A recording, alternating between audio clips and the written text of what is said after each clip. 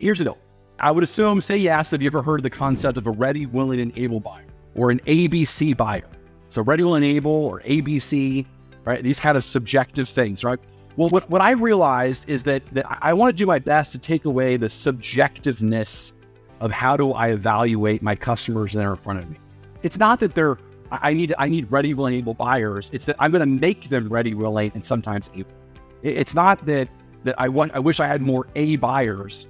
It's that an A buyer used to be a C buyer. I don't know if you thought about that before, but an A buyer used to be a C buyer. And then they went from a C buyer to a B buyer, and then from a B buyer to an A buyer. So, the universe is just going to bring you whatever buyer that you have. What you have to do is figure out where are they in the process, and you have to take them to the next step. So I invented this concept called the categories. Okay, so right in the top of your notes there are 3 checkpoints when working with prospects. There are 3 kind of main checkpoints when working with prospects, and we break them down into these 3 categories. Okay, so 3 checkpoints are these 3 categories. And the metaphor that I want you to use here, so say yes in the chat box if you've ever been to Dave & Buster's or a game kind of place, and you played one of those racing games with your kid. I remember when I was a young parent and my kids were kind of in their like 7, 8-year-old kind of time period, right? And so we went to Dave & Buster's and we're playing this video game on racing. And they're just putting the pedal to the metal. They're going as fast as they possibly can. But as when you're an 8-year-old, you're going as fast as you possibly can. You're hitting the wall, you're spinning out, you're crashing. You have to kind of respawn, kind of start back over. Every time you do that, it slows you down. So what am I doing? I'm a grown up. And so I'm going fast, but I'm going as fast as I can go without crashing. Okay, so an adult drives the car, going as fast as they can go without crashing. They know it's more efficient to go as fast as we can go without crashing so we can get to the next checkpoint. If I get to the checkpoint, it puts more time on the video game, and then I can play the game longer. Okay, so say yes if you're tracking with me right now, that if you don't crash in the video game, you spend more time on the track, which means you get to the checkpoint, which means you get more time, so you can play the game longer. Okay, good. Everyone's tracking. So to me, this is a good metaphor with sometimes how salespeople that are untrained sell. They sell like an 8-year-old. What does that mean? They go as fast as they possibly can, and they crash, they lose control of the sale, and they don't make it to the next checkpoint, which means the customer doesn't give them more time. And selling is a game of minutes. Everyone write that down. Selling is a game of minutes. The more minutes I have with you, the more I can accomplish your problems, solve your problems that improve your life and get you away from that hell into that heaven. And I can build the why and do all that stuff. So I need time with you. And the more time I have, the greater my chances I'm going to win the game. That's what selling is, a game. So I'm going to share with you really simple. So a simple concept of understanding where you are with the buyer and what's the next checkpoint you need to get to as fast as possible so that you don't crash your sales car and lose the game. Okay, so there's 3 categories. Okay, a category 1 buyer we call the just looking buyer. So right in the chat box, right in the blank there, it's the just looking buyer. So it's the just looking buyer. Your goal with the just looking buyer is to get them to burn the boats and leave what they currently have.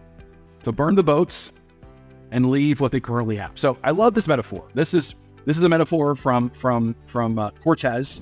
He was the famous Spanish conquistador that he went to his troops and he said, "Hey, we're going to conquer Mexico." So this is Spanish conquistador. We're gonna conquer Mexico. No other conquistador had ever conquered Mexico. And no one had ever done that. So the natives always won.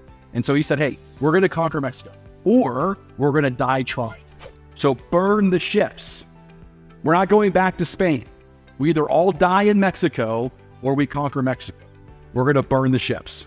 So to me, I like that metaphor because when you have a category 1 buyer, remember, has a lot of hidden problems. They don't have a lot of admitted problems. They will say to you, "I'm just shopping, I'm just getting information, I'm just looking." They haven't decided to make a change. So your goal is to get them to burn the ships and leave what they currently have. Okay, so what does that mean? It means that you flat out ask them. You ask them a question, which we'll teach you tomorrow, but you're going to say, hey, so have you definitely decided to make a change? And they're like, no, I definitely haven't decided. Perfect. Well, what's the resistance that it's preventing you from making a change? Well, I'm worried about this, this, and this. Well, suppose we were able to make you feel better about this, or you felt more resolved about this, or you had peace and freedom about this. Then would you be willing to make a change? Yeah, I think so. Great. That's our marching orders. Let's go after that. So burning the ships means that they say, I can't go back to my old neighborhood. I can't live in this bathroom one more day. I can't go back to my old way of doing business.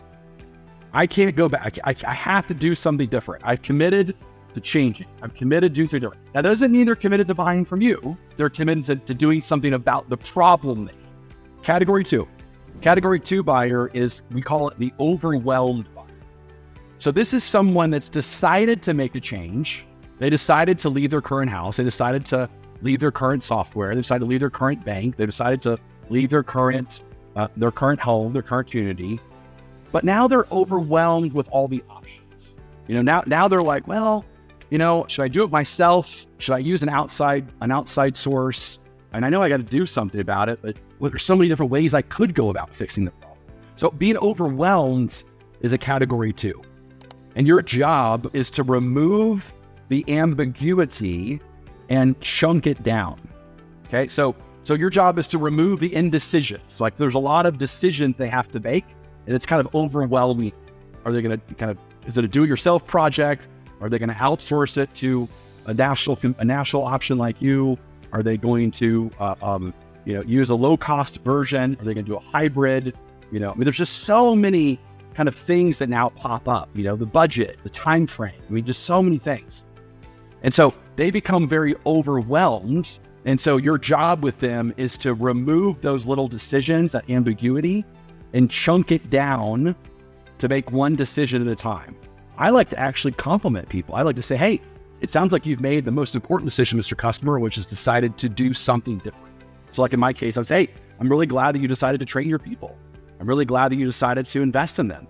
I'm really glad that you decided to not do internal recruiting and to outsource the recruiting to someone else. Now, I know you haven't decided to use us yet. So now the next thing, Mr. Customer, we need to talk about is, what are you looking for in your next recruiter? Or what are you looking for in your next training provider? What are the goals you want to accomplish? What are the options are out there? So again, I'm speaking to that category 2 buyer different than I'm speaking to that category 1 buyer. If I don't, then I become like an 8-year-old that's driving too fast, hitting the walls, crashing, and I don't ever make it to the end. Because if we're talking to the customer about things they don't care about, we're out of rapport with them, and rapport is lost all of us.